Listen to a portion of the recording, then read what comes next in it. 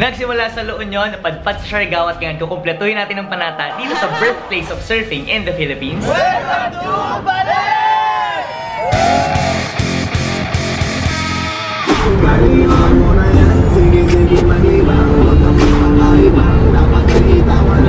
In 300 meters, turn right. Hello folks, this is Rick. Nagustuhan niyo ba yung road trip song natin? Siyempre kakagaling lang natin ng Siargao and kung surfing lang din ang pag-uusapan, aba, confident tayo dyan. Alam, pabibo ka. Ako narito yung board. Wala muna tayo sa ano. Paddle.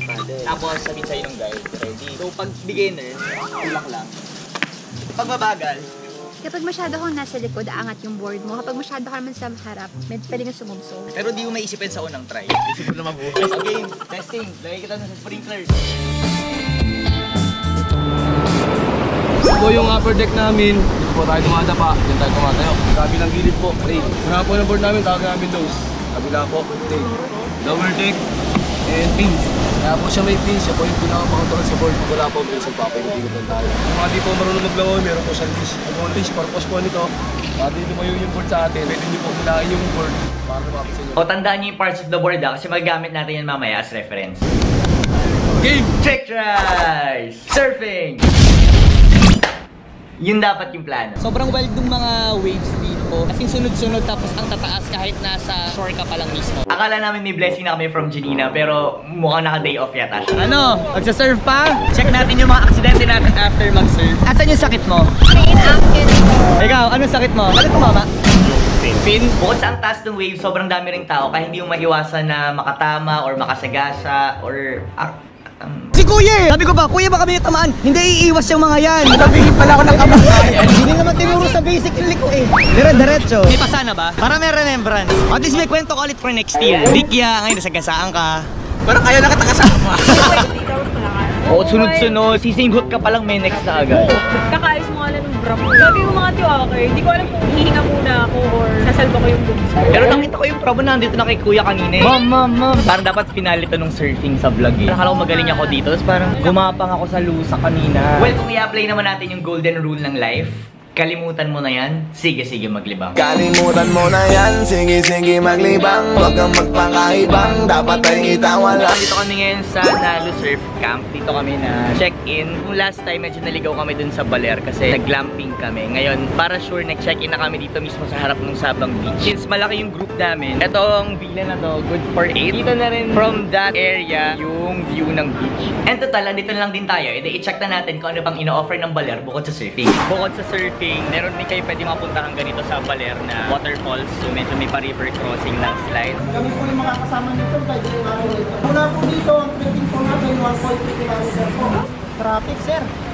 Ang travel tip lang is pupunta kayo ng mas maaga kasi magiging ganito ka-crowded yung place. Ayan, yan po yung nag-hiking natin. Ganyan nga kapag mga work-life balance, talagang dadalhin mo yung work mo kung saan ka man pupunta. Mababaw lang naman yung tinatawid na river. Ay, malamig na po sa singit. Medyo malakas yung agos, kaya kailangan firm pa rin yung bawat step mo para hindi ka madala. We're here! Welcome to Motherfalls!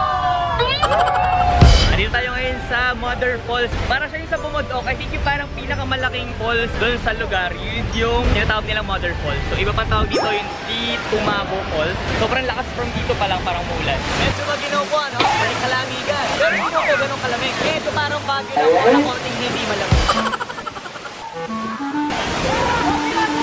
Itong Ermita Hill, ginagamit siya na parang evacuation kapag may tsunami. Binababa natin ngayon yung 200 steps. Ito dapat yung paakyat para dun sa shelter kapag may tsunami. So, andito si Yeng Constantino. Okay, so 17th century pa pala yung last na tsunami dito. Kaya nga, yung 8 pamilya kaya naman.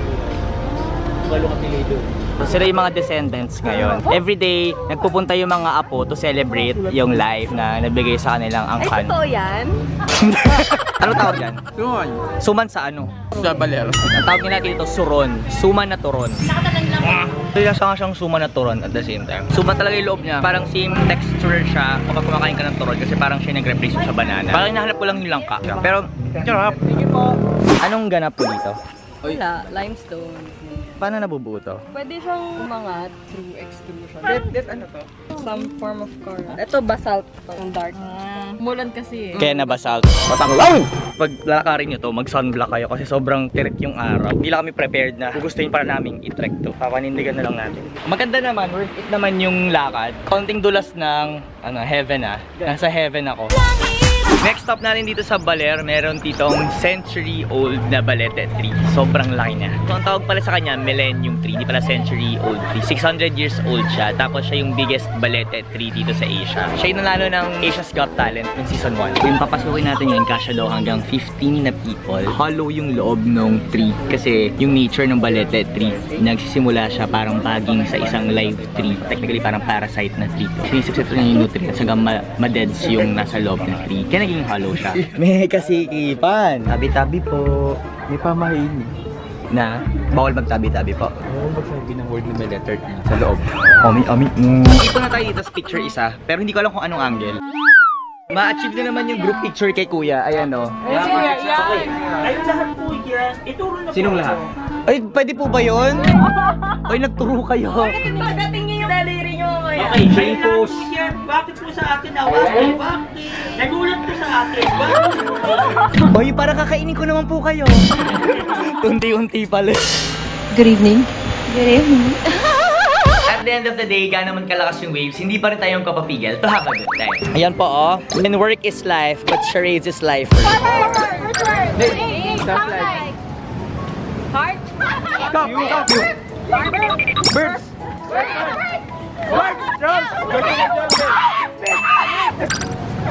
Fine. Lost. City! House at home! Village! I-jologs natin sa putag pa. Pinoy TV shows.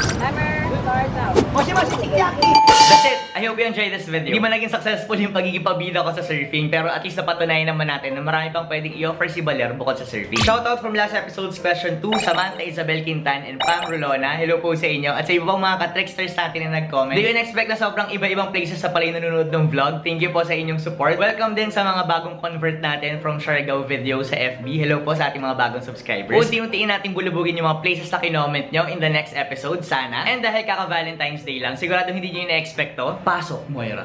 Pasensya na,